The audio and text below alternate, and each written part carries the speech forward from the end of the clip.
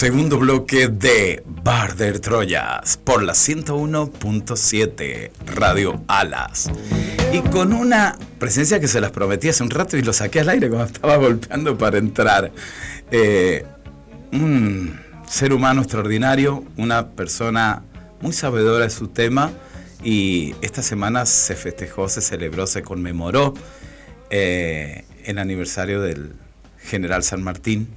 Y bueno, él me va a corregir en todo lo que yo he dicho, y él nos va a hablar con su vasta experiencia y su vasto conocimiento de nuestro extraordinario prócer, si no el mejor, el mejor. Buen día, Miguelito Lisiardi, ¿cómo estás? ¿Qué tal, Jorge? ¿Bien? Buenos días. Bueno, un placer que estés acá, que hayas venido. Siempre hemos tenido oportunidad de charlar vía telefónica, pero nunca así personalmente en el estudio, cuando hacíamos el programa en la red, junto con Danielito Gallés. Y bueno, hoy quería tener el lujo de tenerte, dado que ha sido la Semana Sanmartiniana, y bueno, y agradecerte la invitación y todo, a la que no pude asistir, pero quería tenerte hoy día en el programa. Bueno, Contanos. muchas gracias. El micrófono es tuyo, así que vos habla de lo que vos quieras.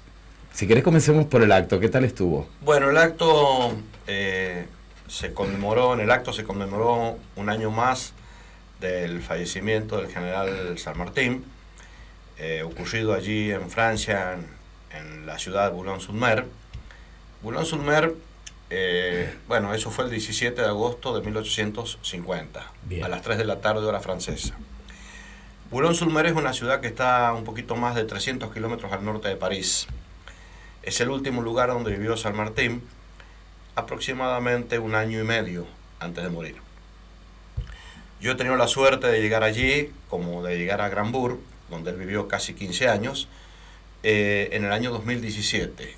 Hice un viaje a Europa y entre las finalidades era llegar a los lugares donde había vivido San Martín.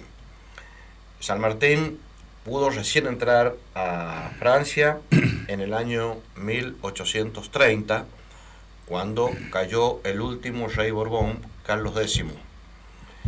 Antes le era imposible porque los Borbones le impedían el ingreso a Francia.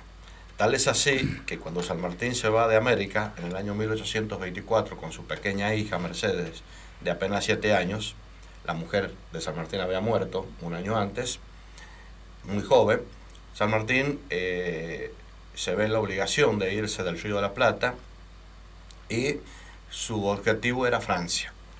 Cuando llega al puerto de Le Havre se escribe, yo creo que no lo pronuncio muy bien porque no sé francés, él intenta desembarcar, pero la policía francesa primero le confisca todos los libros que él llevaba una biblioteca muy importante. La mayoría de esos libros eran de los filósofos y revolucionarios del siglo XVIII, Rousseau, Montesquieu, Diderot, Voltaire, y le dicen que no puede ingresar a territorio francés. Él va a permanecer durante 15 días en la zona del puerto, seguramente en algún alojamiento con su hija, realizando trámites ante el Ministerio del Interior para que se le permitiera su ingreso. Las mismas diligencias fueron con resultado negativo, y bueno, finalmente él se tiene que dirigir a vivir a Inglaterra, a Londres.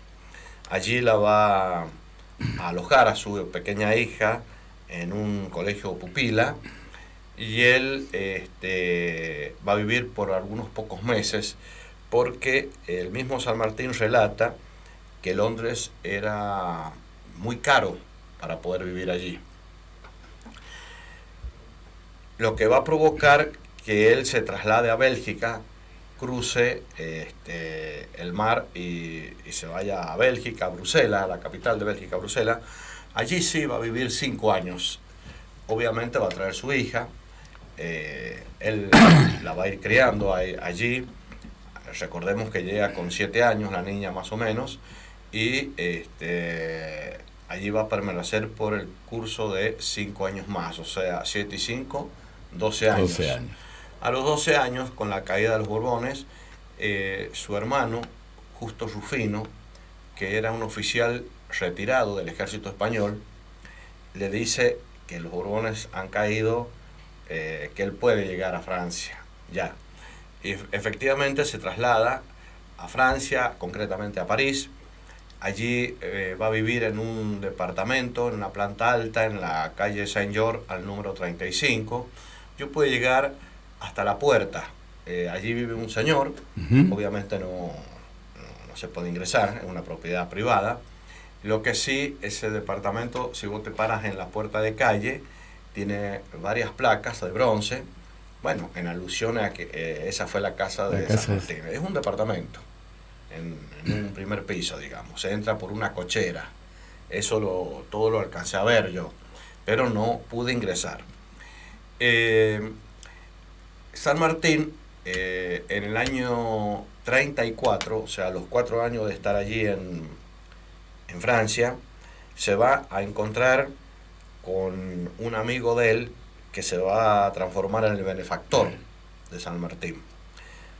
Ese señor se llamaba Alejandro Aguado, era marqués de las Marismas y Guadalquivir y el banquero de Fernando VII, nada más ni nada menos, o sea, del rey de España.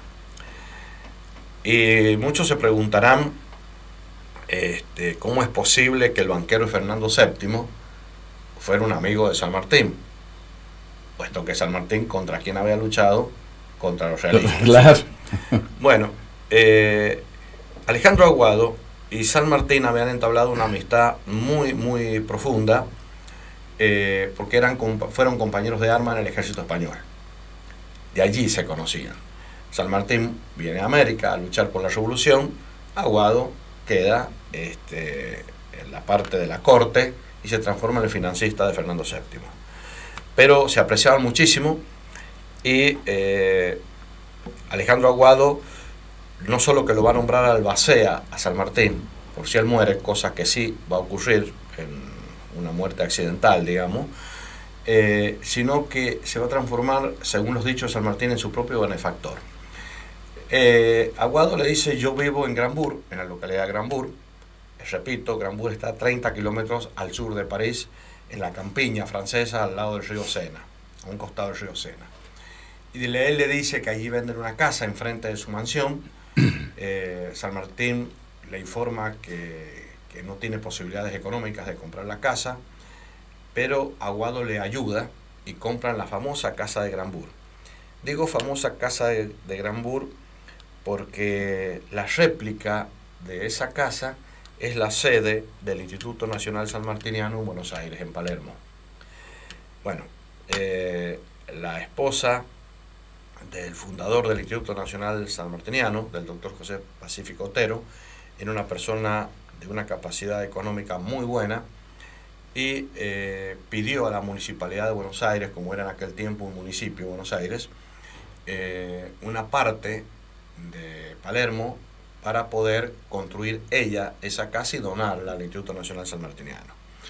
Vos si vas a Palermo Chico, como se llama la zona, es muy cerquita de la televisora pública. Ajá. Si vas por Figueroa Alcorta, claro. Claro, pasás la Facultad de Derecho, claro. Cuba, ahí nomás está la televisora pública, la calle Tagle, la exacto, Tagle y Figueroa Alcorta, y a los 100 metros hay una estación de servicio de la marca Shell, y a su izquierda, a 50 metros, está la Plaza Grambourg, y ahí está el Instituto Nacional Sanmartiniano. Esa casa, la sede del instituto, a la cual yo concurso casi todos los meses, porque yo integro el instituto como miembro de número de la academia, es la réplica de la Casa de Grambourg.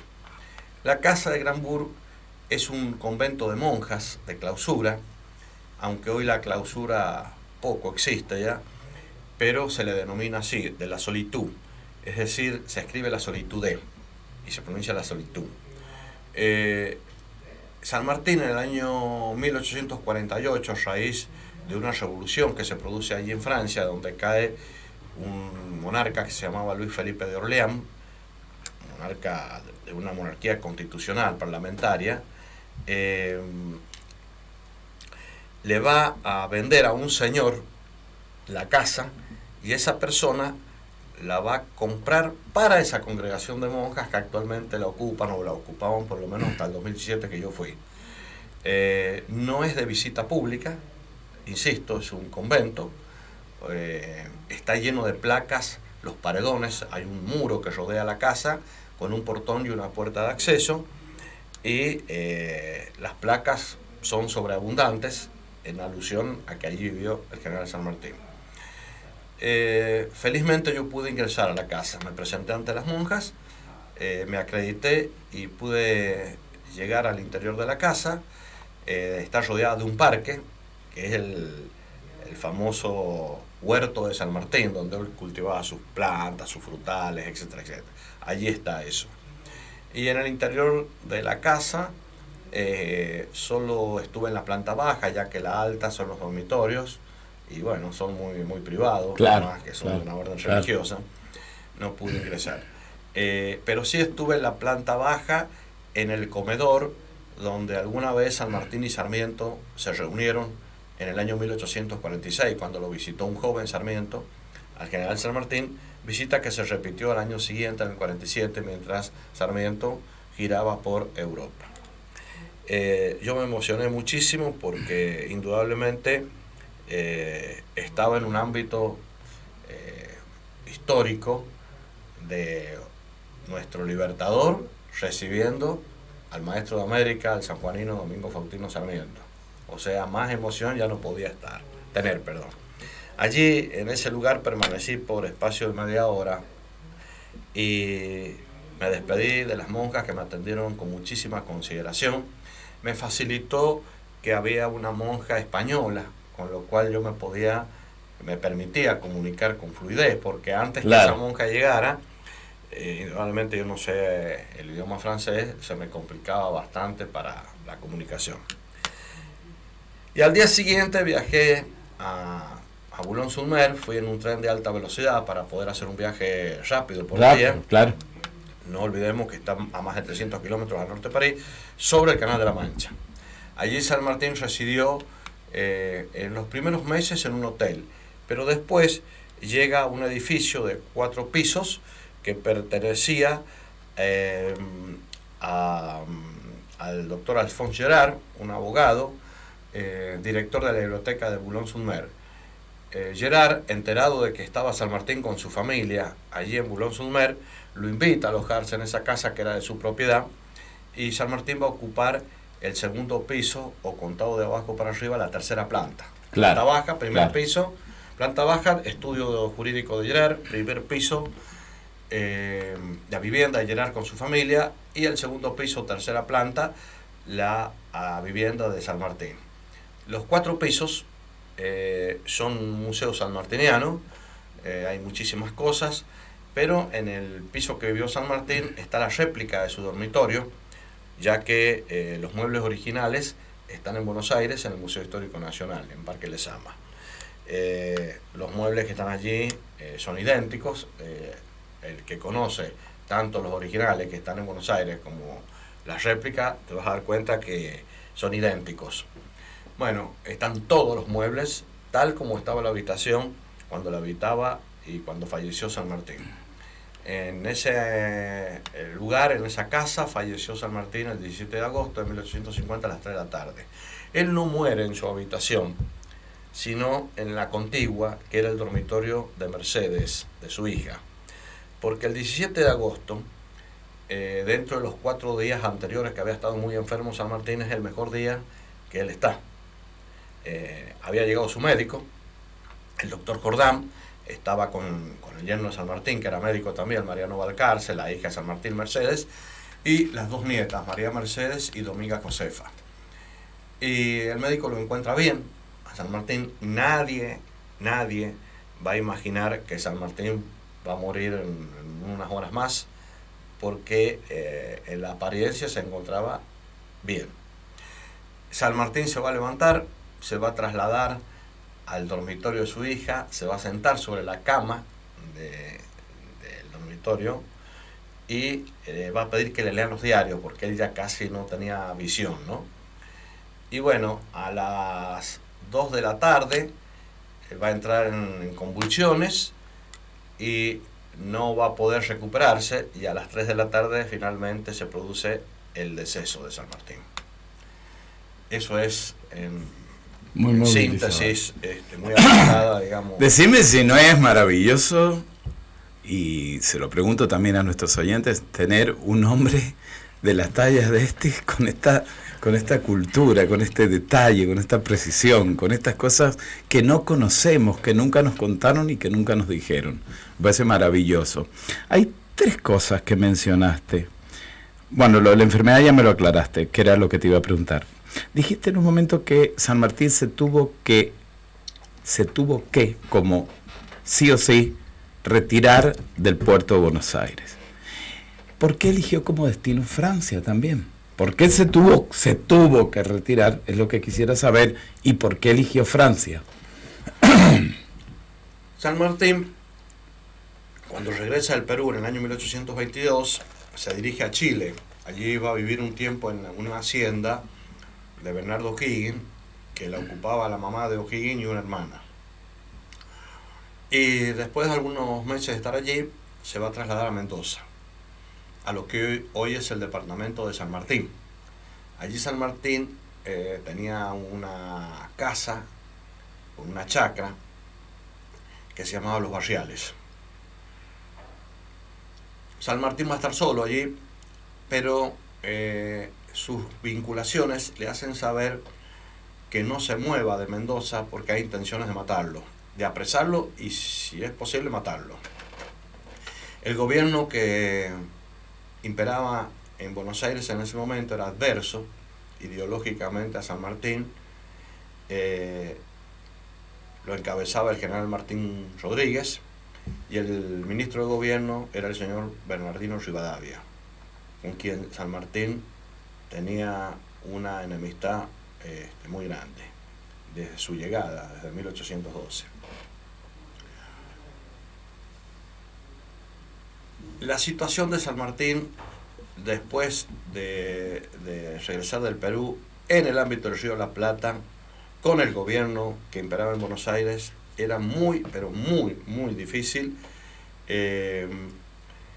y hasta, diría, según lo relata el propio San Martín, imposible de mantenerse en el territorio del Río de la Plata.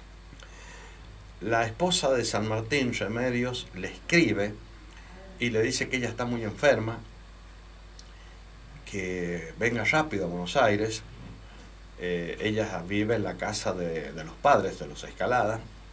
En ese momento vivía la mamá de Remedios y tenía allí a Mercedes, a su pequeña hija. San Martín intenta salir de Mendoza, pero le hacen saber que no es bueno que salga porque lo van a apresar y hasta lo pueden matar. Estanislao López, el gobernador de Santa Fe, le ofrece colaboración, le dice que va a ir con sus tropas para protegerlo y acompañarlo hasta Buenos Aires. San Martín le dice que no es posible, que él necesite de un cuerpo militar de protección para poder entrar a Buenos Aires. Claro. Finalmente San Martín va a salir de Mendoza y se va a dirigir a Buenos Aires, pero cuando él llega ya su esposa había fallecido. Va a llegar hasta el cementerio de la Recoleta.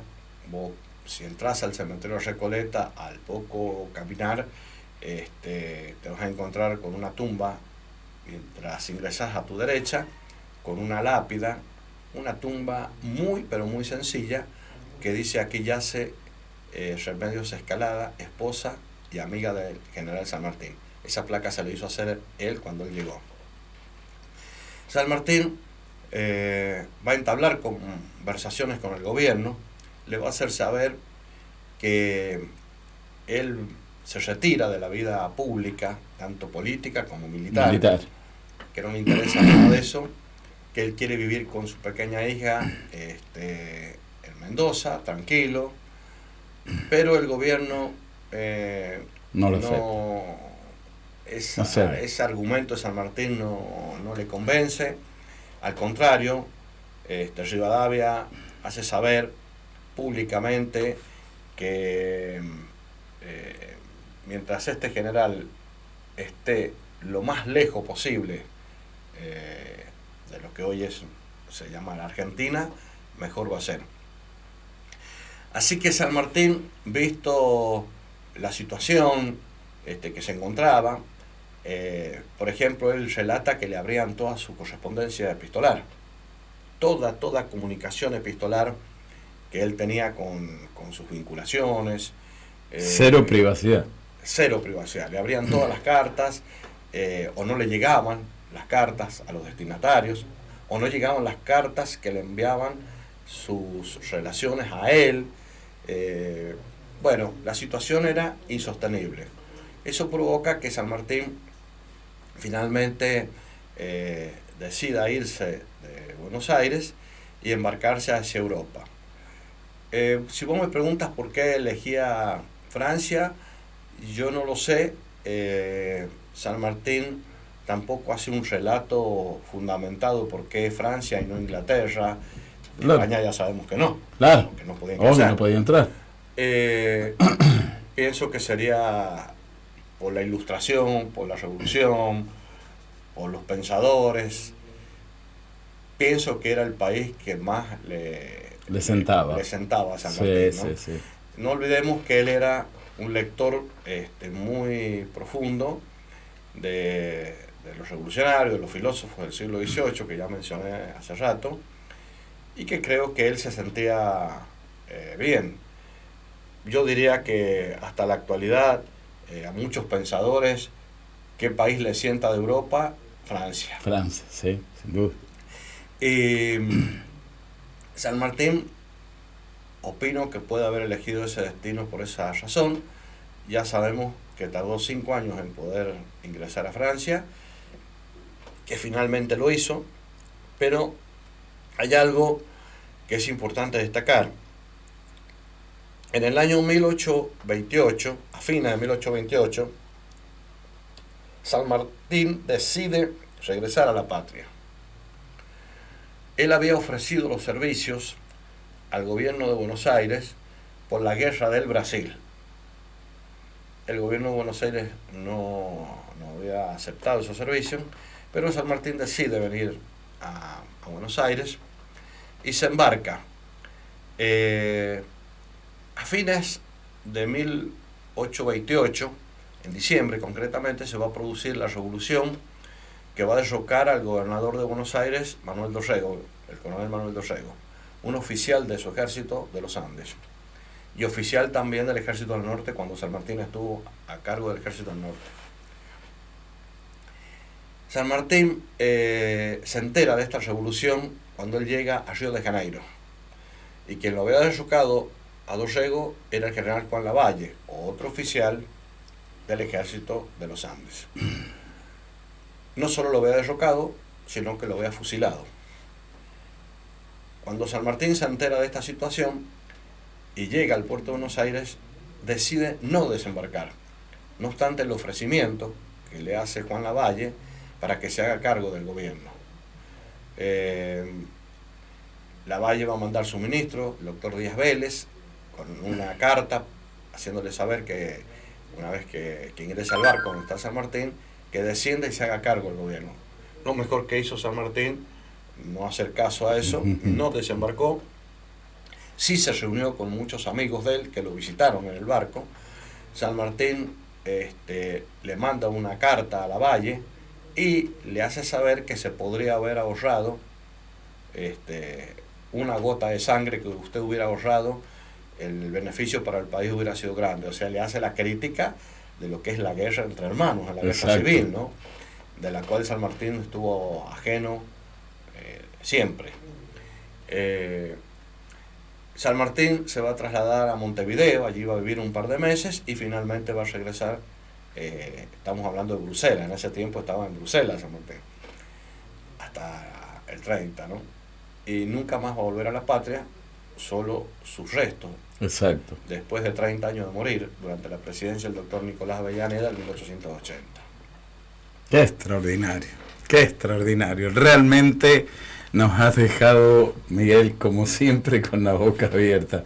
Es muy lindo poder escuchar a una persona que conoce y sabe tanto, con precisión de fecha, de lugares y de todo como vos. Para nosotros es un placer, un honor tenerte y, bueno, espero que esta visita se repita. Me encantaría preguntarte otras cosas más. pero peco de ser desnortado con la pregunta. Entonces, no me gustaría comparar la imagen de un prócer tan especial con la imagen de una política actual. Entonces, nada, me hubiese gustado preguntarte qué opinaría hoy si San Martín estuviese vivo y te pudieses reencontrar con él de lo que pasa con la política acá y lo que pasa con ciertos políticos, pero eso lo vamos a dejar para otro programa.